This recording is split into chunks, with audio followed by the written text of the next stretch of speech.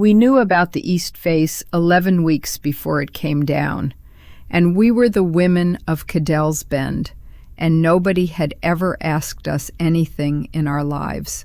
We want that understood at the start, because the story got told afterward as though the collapse came without warning. And it did not come without warning. It came with a great deal of warning. The warning was simply in the wrong hands, held by the wrong people, in the wrong rooms. And there was no road from where the knowledge was to where the decision was made. And 11 weeks later, 19 men were under the stone. The woman who put it together was Verity Mattock, and she never once set foot inside that quarry. She was 54 years old that summer, a widow, and she was what that district had instead of a doctor. There was a doctor in the county seat, 22 miles off, and he was a decent man, and he came when he was sent for and paid. And he was sent for perhaps 6 times a year in a settlement of 210 people. Everything else came to Verity Mattock. She set bones, she stitched, she drew teeth, she sat up with the dying and laid them out afterward.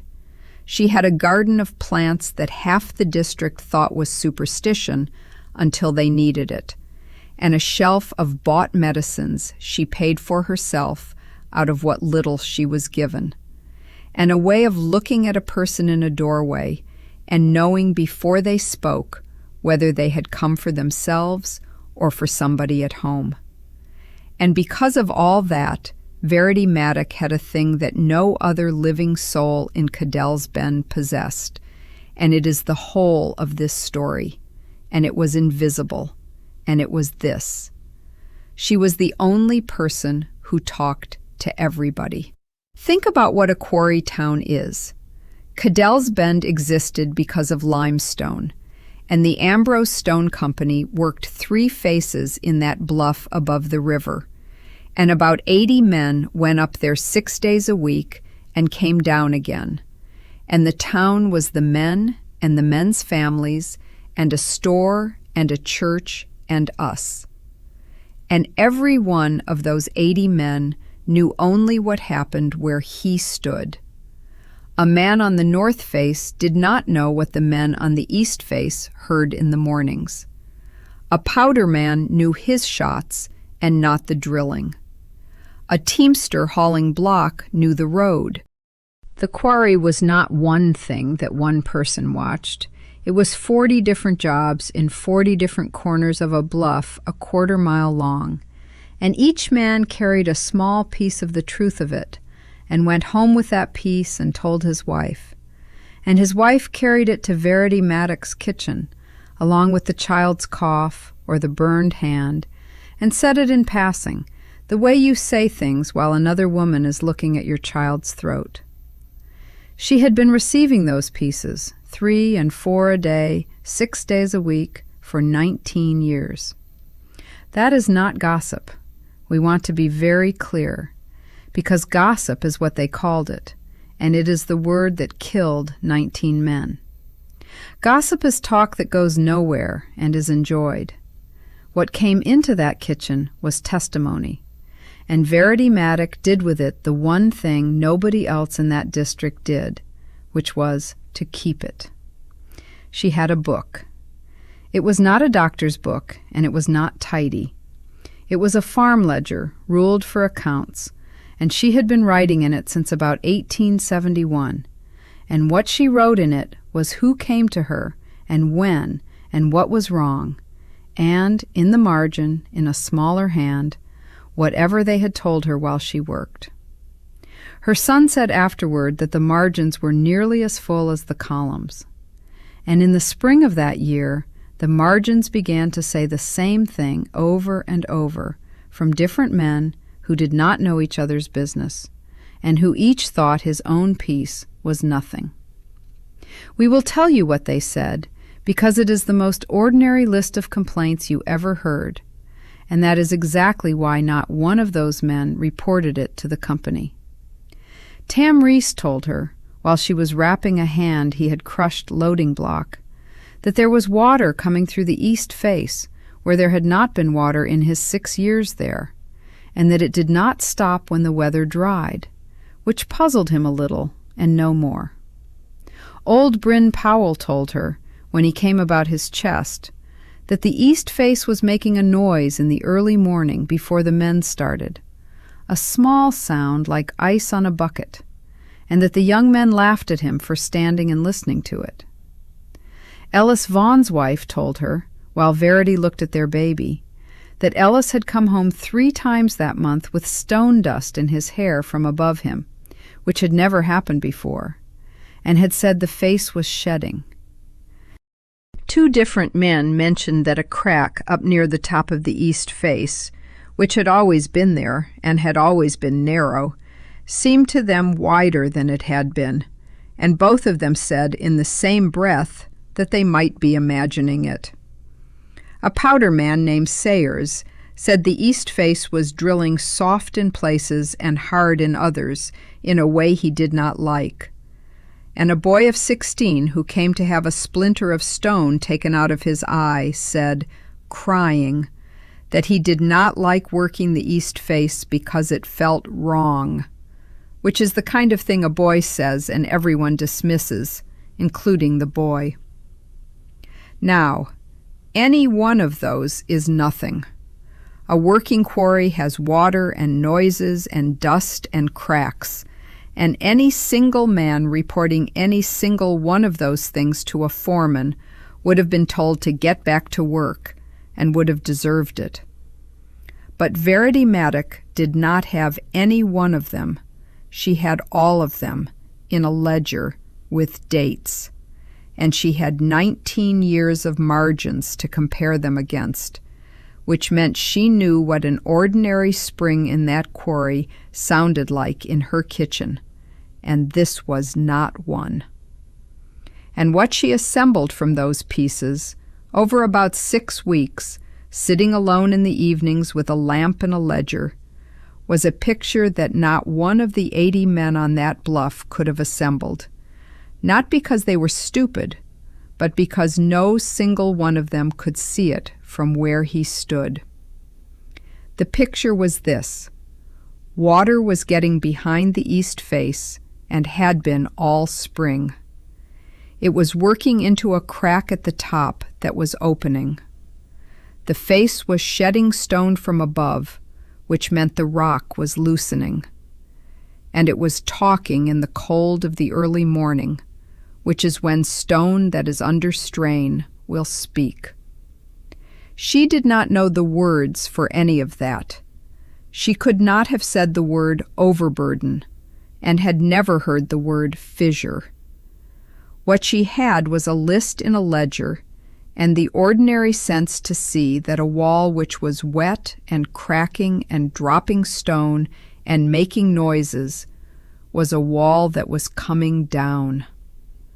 That is the thing we have wanted for 40 years to have said plainly. Verity Mattock did not have a gift. She had a method. And the method was that she wrote down what people told her, and then she read it all at once. We have to tell you where the ledger came from, because it did not come from wanting to be useful. It came from the worst thing that ever happened to her, and she paid for it every day of her life afterward, and there is no version of this story that leaves it out. In the autumn of 1870, Verity Mattock was 31 years old and was not the district's healer. She was a farmer's wife with 2 boys, and what she knew about sickness she knew the way any woman of that time knew it, from her own mother. There was a woman in that settlement then named Catherine Doyle, who was the healer, and who was old, and who had come out from Ireland by way of Pennsylvania, and had been doing that work for 40 years. And Verity Mattock, who was quick and steady and not frightened by blood, had been helping her for about 2 years, going along, holding lamps, learning. In the October of that year, a child in the Anstead family took sick, a girl of about 7, and Catherine Doyle was 3 days away at a difficult birth on the far side of the river, and they sent for Verity instead because there was nobody else. She went. She looked at that child, and she did not know what she was looking at. She thought it was one thing, and it was another. And she gave her something that would have been right for the thing she thought it was, and it was wrong for the thing it actually was. And she sat with that child for 2 days, and the child died on the 3rd. She was 31 years old. Catherine Doyle came back on the 4th day. And what happened between those two women in that kitchen was told to us by Verity Mattock herself, once, when she was past 60, to a young woman who had made a bad mistake with a poultice and could not stop crying, and it went around among us afterward the way such things do. Catherine Doyle sat her down and asked her what she had done, and Verity told her all of it, expecting to be told never to come again. And the old woman said, "What did the mother tell you the first morning?" And Verity said she could not remember exactly. And Catherine Doyle said, "That is the whole of it." She said, "I have been doing this 40 years, and I am not cleverer than you, and I do not know more plants." She said, "I remember." She said, "I remember what the last one looked like, and what her mother told me on the first morning, and that is all a healer is, and you cannot remember 400 sick children, so you had better write them down." And she said the thing that Verity Mattock repeated to us, and that we have all repeated since, and that is, on her stone in that churchyard, because her sons put it there, which is, nobody is smart enough to hold it in their head. She bought the ledger that week. She was 31. She wrote in it for 51 years, and she never got over the Anstead child.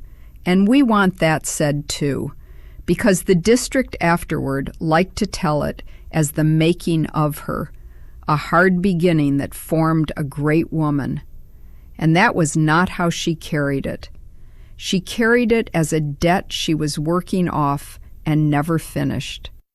She would not take money from the Ansteads, ever, for anything, for the rest of their lives and hers. And there were 3 more Anstead children after that one, and she brought every one of them and would not be paid. And the family found it painful, and she would not be moved. That is who was sitting up at night in the spring of the year with a lamp and a ledger, reading 19 years of margins about a limestone face.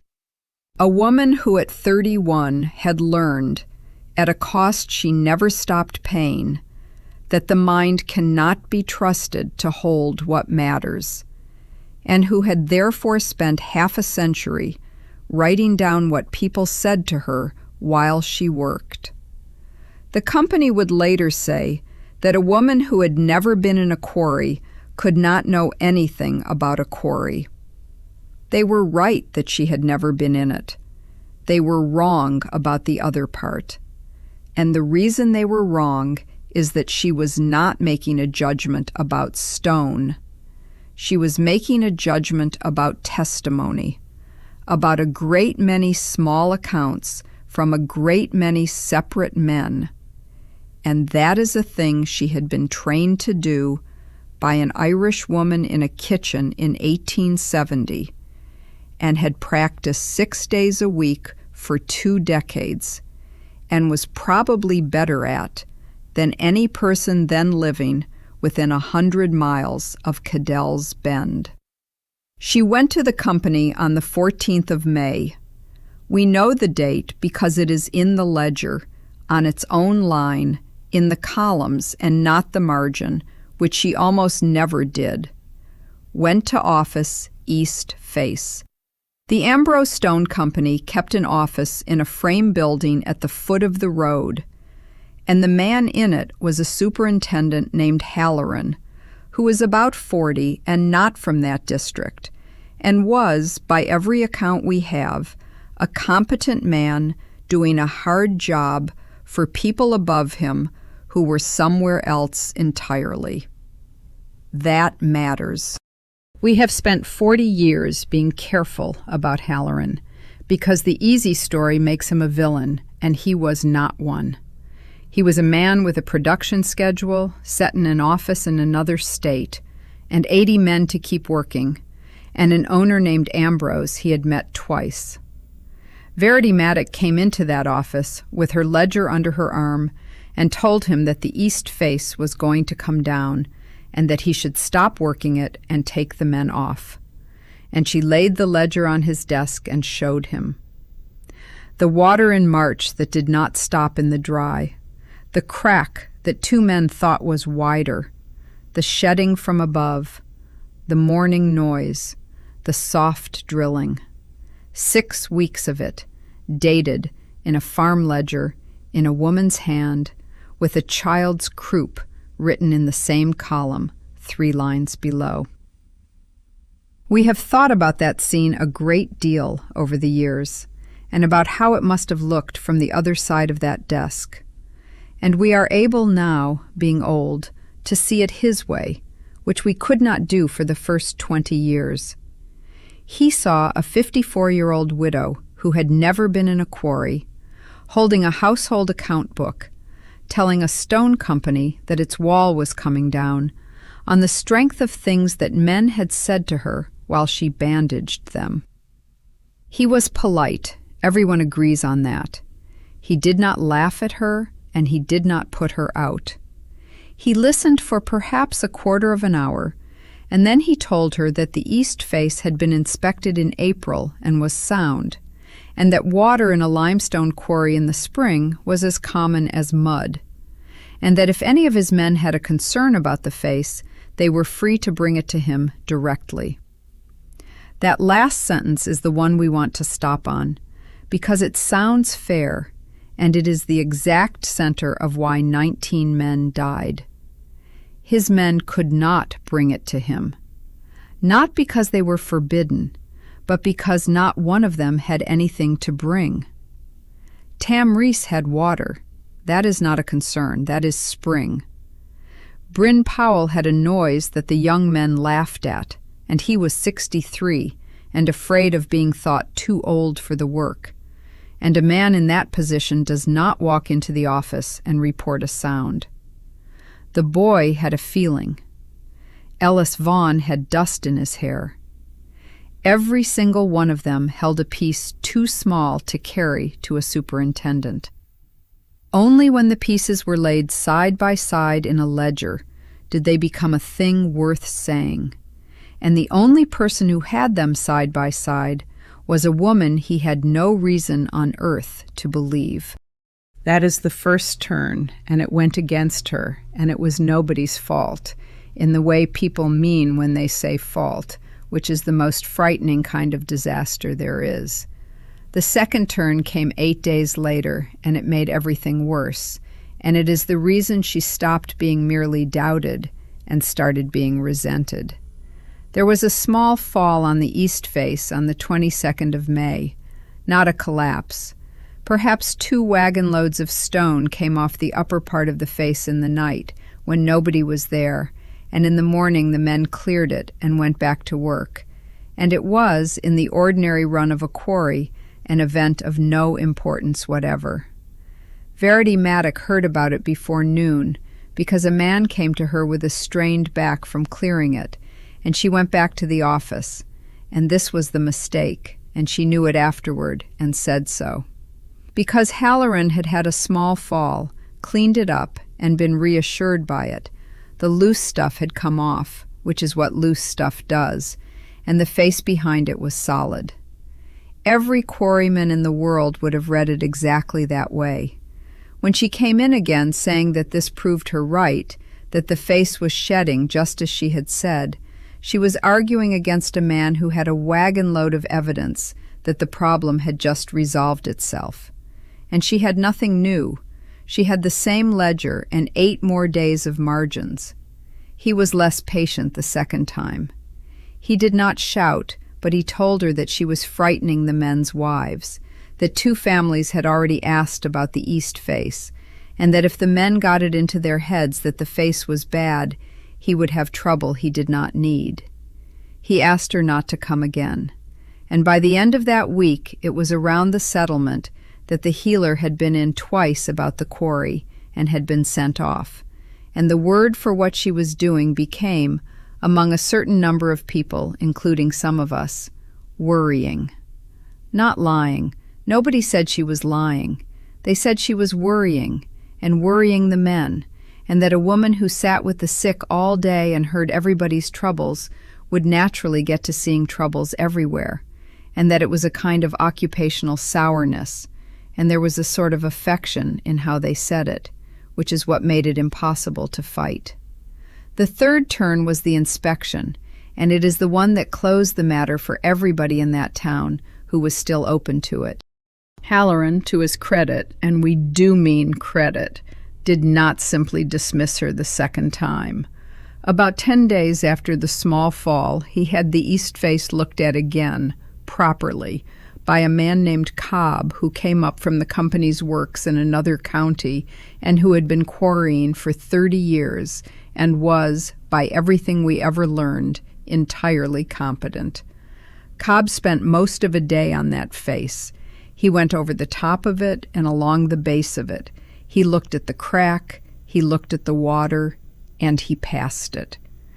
We want to say clearly that we do not think Cobb was careless.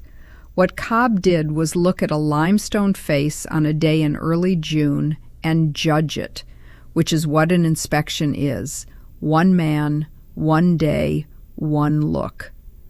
What he could not do in a day was see change over time, because he had never seen that face before. He did not know the crack had been narrow in March. He did not know the water was new. He did not know the face had not made that noise in previous springs. Every single thing that alarmed Verity Mattock was a comparison against the past, and Cobb had no past to compare against. He had only the present, and in the present the face looked like a working limestone face with some water in it. She had the history and no expertise. He had the expertise and no history. And there was no mechanism in that town, in that company, or in that century by which those two things could be put in the same room. After Cobb passed the face, it was finished. A qualified man from outside had inspected and approved it, and the healer had been in the office twice and been asked not to come again, and there was nothing further that anybody was going to do about it, and Verity Mattock, who was not a fool, understood that perfectly well. So she did the fourth thing, which nobody knows about to this day except us, and which is the reason this is not a story about a woman who was ignored and did nothing. She went to the wives. She could not get to the men through the company, and she could not get to the company at all, so she went around the whole of it, and for the next 5 weeks Verity Mattock did the only thing left available to a woman in her position, which was to tell every woman who came into her kitchen exactly what she had seen in her ledger and exactly what she thought it meant, and to ask each one to tell her husband. Not to raise an alarm. She was careful. She had learned from the second visit. What she asked was smaller and cleverer than that, and it was this: tell him to work with his eye on the top of the face, and if he hears it talking in the morning, to stand away from the base of it for a while.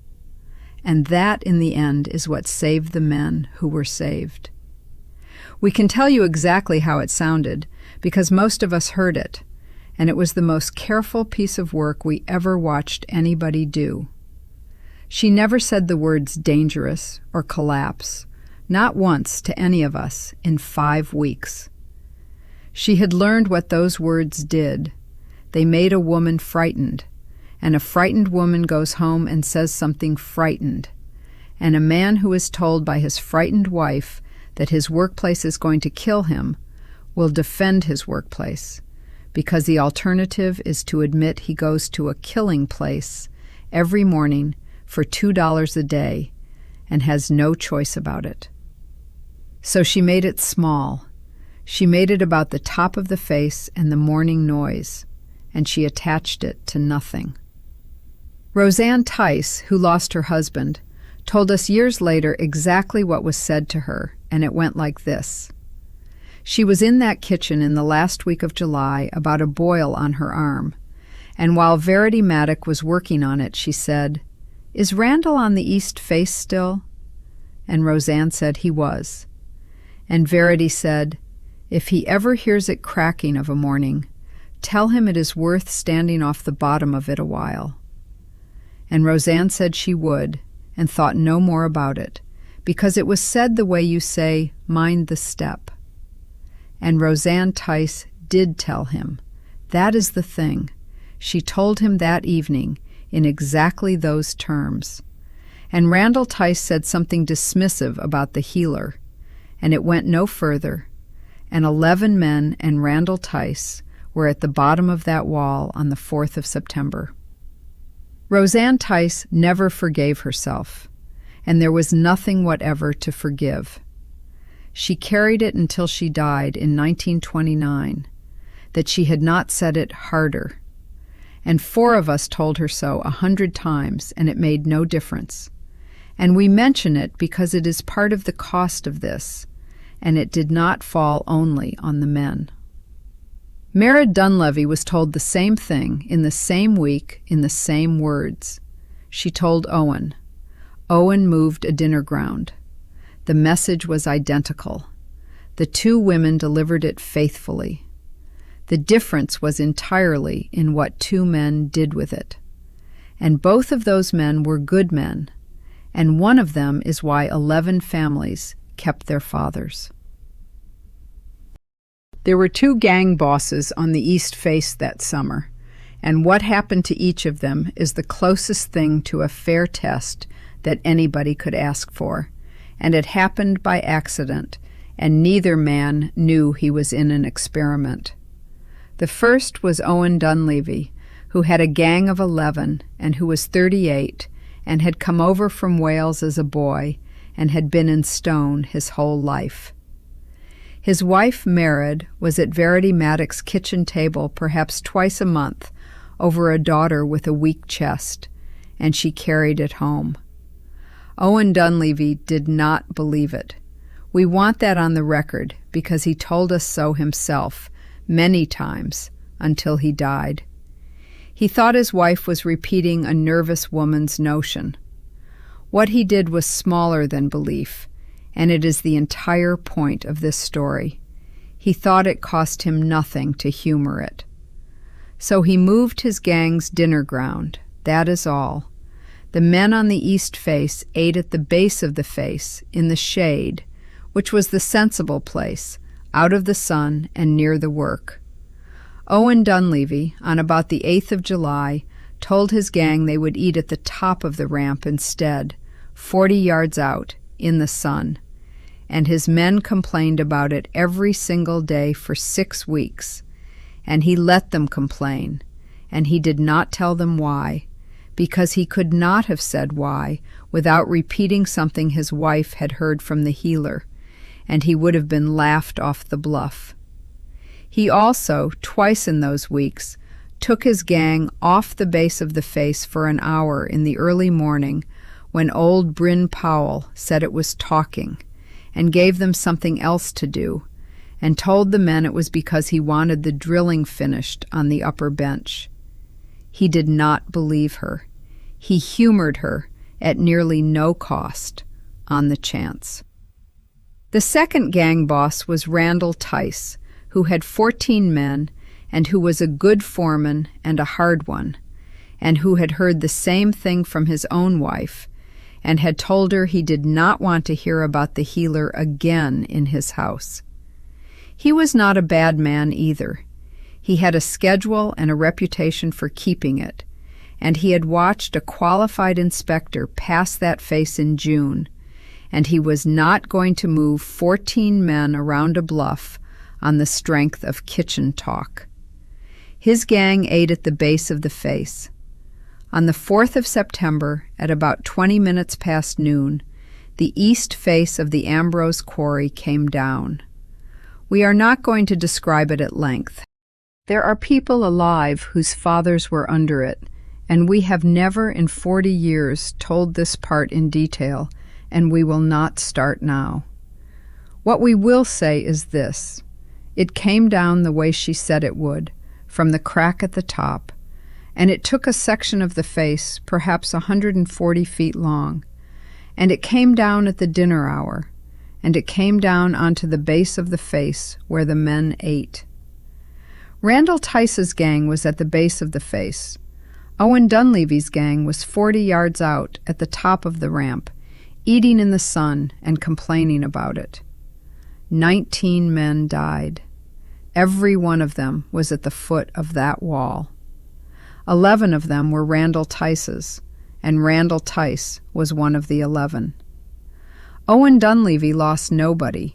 He had 11 men and he lost none, and he had done nothing whatever except move a dinner ground because his wife asked him to. And he lived another 31 years and never once in all that time was able to talk about it without stopping. Old Bryn Powell was not there either. He had been listening to that face all summer, and he had told his gang boss and been laughed at. And on the morning of the 4th of September he had heard it, and had gone to the far end of the works and found a reason to be there, alone, 63 years old, and too proud to say why, and too frightened not to. He came back down that afternoon and could not speak for 2 days. The boy with the splinter in his eye, who had said the face felt wrong, was at the base with Tice's gang. He was 17 by then. Now we come to the part that we have carried, and it is not the collapse. Verity Mattock was at her table when they came for her. She was 54 years old, and she was the only medical person within 22 miles. And what she walked into at the foot of that bluff was the worst thing that ever happened in that county. She worked for 2 days. We were with her, most of us, in one way or another, carrying, holding, boiling, sitting with wives at the edge of the stone. She did what could be done, which was not very much, because a quarry face does not leave much for a healer to do. And the men who were brought out alive were brought out in the first hours, or not at all.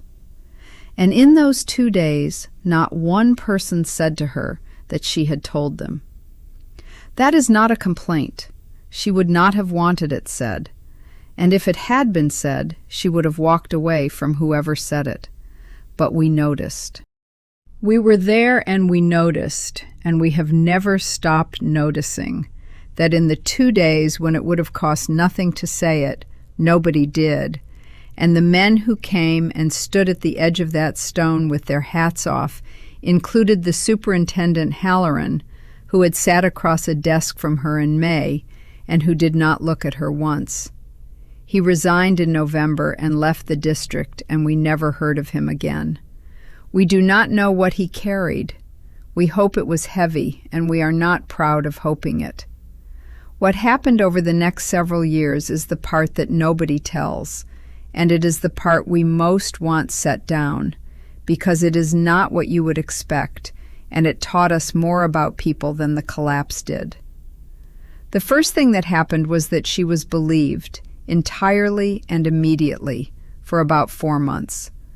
That autumn, Verity Mattock could have had anything from that district that it was in its power to give. Men came to her house.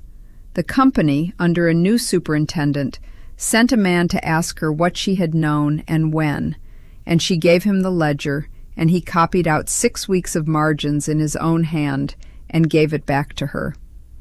And there was a coroner's inquest in October in the church, and she was called, and she stood up in front of that district with her ledger and read out the dates. And there is a line in the inquest record that we have all seen, because a copy hung in that church for years. And it says that the jury found the collapse might have been anticipated from signs available before the event. might have been anticipated from signs available. That is as close as 19th century officialdom ever came to saying that a woman had been right and a company had not listened. The second thing that happened, and it began before the year was out, was that the district started to make the story easier to live with. We watched it happen, and we could not stop it, and some of us, we are ashamed to say, helped. It went like this. First, people began to say that of course everyone had known the East Face was bad, that the men had all felt it, that it was common knowledge, which was false. It was the opposite of true. The whole tragedy was that nobody had known because each man held a piece. But it is much easier to live in a town where everybody knew and nobody could have done anything than in a town where one woman knew and was sent out of an office. Then, second, the ledger began to disappear from the telling. Within about 3 years, the story as told in Cadell's Bend was that the healer had had a feeling about the East Face. A feeling, a woman's intuition, a premonition, and there were people by 1900 who would tell you she had dreamed it. That is the thing that made her angry. She was not an angry woman, and we saw her angry perhaps 4 times in 30 years, and twice it was about this. Because to say she had a feeling was to take the one thing she actually had, which was a method that anybody could copy, and turn it into a gift that nobody could. A gift threatens no one. A gift does not oblige a company to change how it collects information from its workmen. A gift is a very comfortable thing for everybody except the person who is given it. She said, to a woman who used the word premonition in her kitchen in about 1896, and it went round among us, "I did not dream anything. I read my book."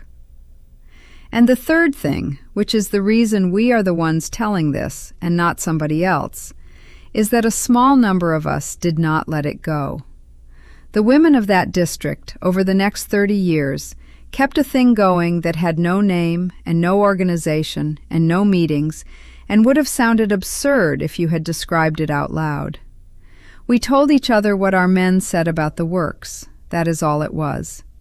When something at the quarry was odd, in a small way, the kind of thing a man mentions at his own table and forgets, it went to whoever was nearest, and it made its way to Verity Mattock's kitchen while she was alive, and, after she died, to 2 or 3 of us who kept books of our own because she had shown us how.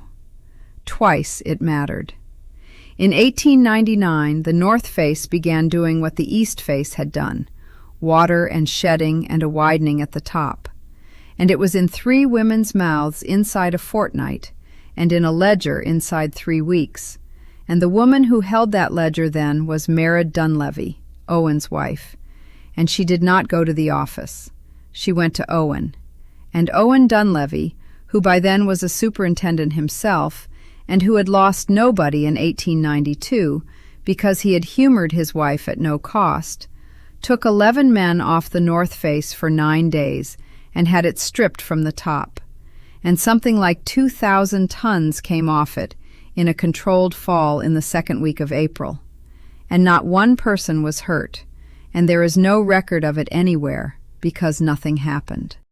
Nothing happened is what success looks like in this line of work, and it is why nobody in the outside world has ever heard of Verity Mattock.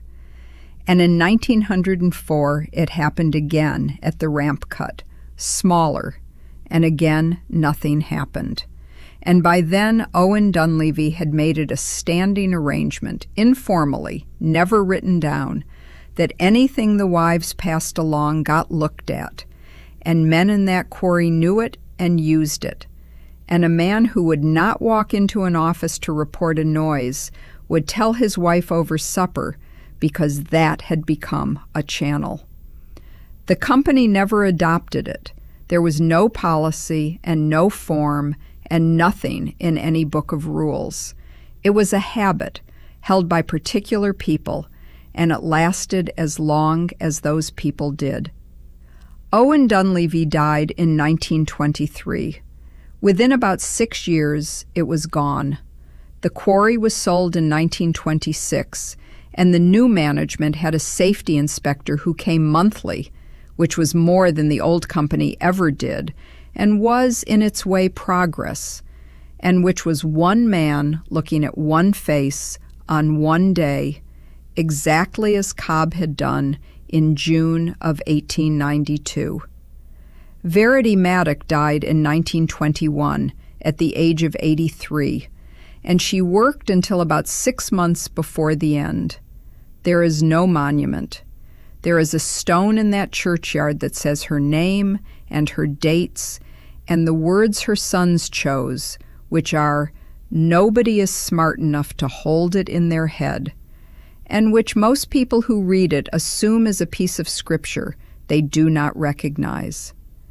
The ledger and the 7 that came after it went to her younger son, and from him to a granddaughter, and in 1952, that granddaughter, who was elderly herself by then, gave the whole run of them to a historical society in the county seat, where they are, and where a young man who was writing about the Quarry disaster looked at them in about 1960 and wrote to her that they were, so far as he could determine, the only continuous record of daily life in that settlement between 1871 and 1921, and that the medical entries alone were of considerable interest.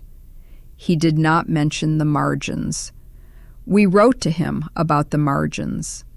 He wrote back very politely and said that unfortunately the scope of his study was the engineering failure. We are old now. There are 4 of us left who were grown women in Cadell's Bend in the September of 1892, and we have talked about what we wanted said, and it comes to 2 things. The first is about her, and it is not what people expect us to say. Verity Mattock was not destroyed by this, and she did not spend the rest of her life bitter about the office on the 14th of May. She went back to work. She was in that kitchen 6 days a week for another 29 years, setting bones and drawing teeth and burying people. And she took what payment was offered and did without when it was not, and she trained 4 women, including 2 of us, badly, impatiently, and thoroughly. What she did with the worst thing that ever happened to that district was to make it a lesson she taught, over and over, to women who came to learn from her, and the lesson was never about limestone. It was always the same, and it was this: write down what people tell you, even the parts that are not about the sickness, especially the parts that are not about the sickness, because you are going to be the only one who hears all of it, and one day it will fit together, and you will need to be able to prove it did. She kept her dignity by keeping her method, and she kept her method by teaching it, and she never once in 29 years said the words, "I told them." The second thing is about us, and it is harder. We were the ones who had the information. Every piece of what Verity Mattock assembled came through a woman's hands before it reached her ledger, and every one of us carried pieces we did not know were pieces. Mara Dunleavy saved 11 men and did not know she was doing it. She just told her husband what she had heard while a woman looked at her daughter's chest. And when it was over, and the town began making it into a premonition, most of us went along, because the true version required us to say out loud that we had known things and had had no way to make them count. And that is a very uncomfortable thing to say about your own life. So we let it become a story about one remarkable woman, which is a smaller and safer story. And it took us about 30 years to understand what we had given away by doing that. Here is what we should have said, and what we are saying now, late. There is no such thing as a warning that nobody had. There is only a warning that was in pieces, in the wrong hands, with no road from those hands to the room where it mattered. 19 men died in Cadell's Bend on the 4th of September because a quarry company had 80 men who each saw a corner of the truth, and one woman who had all of it in a book, and no way for those two facts to meet. Build the road. That is the whole of what we have to say after 60 years. It does not matter how good your inspector is if he sees the wall on one day. It does not matter how honest your foreman is if the man with the noise is too proud to come to him. Somebody has to be collecting the small, useless-sounding pieces and writing them down and reading them all at once, and somebody has to be obliged to listen to that person, no matter who she is. We had that person. We had her for 51 years, and we did not build the road to her, and we have had a long time to think about it. Now, Verity Mattock and Cadell's Bend are ours, but here is what is true. Quarry and mine failures of this kind are real and were common, and the warning signs described here are the genuine ones.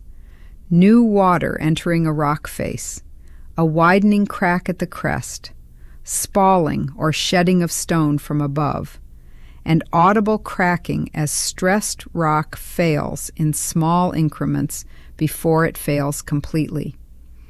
These signs typically appear over weeks or months. A single visual inspection by even a highly skilled person is far weaker than a record of change over time, because most of these signs are only meaningful as a comparison against how the same face looked before. Industrial workforces of that era were divided into small crews with no mechanism for pooling minor observations, and the systematic collection of near-miss and low-level reports from workers, which is now a foundation of industrial safety practice everywhere, did not exist. Rural healers, midwives, and lay practitioners genuinely did serve as the only medical resource for large districts, and because they entered every household, some kept records of remarkable social and epidemiological value that historians have used since. This story involves an industrial disaster with deaths, and if that is difficult for you, please be gentle with yourself in hearing it. The people are imagined, the wall, the signs it gave, and the fact that they were all in one book are exactly as they were.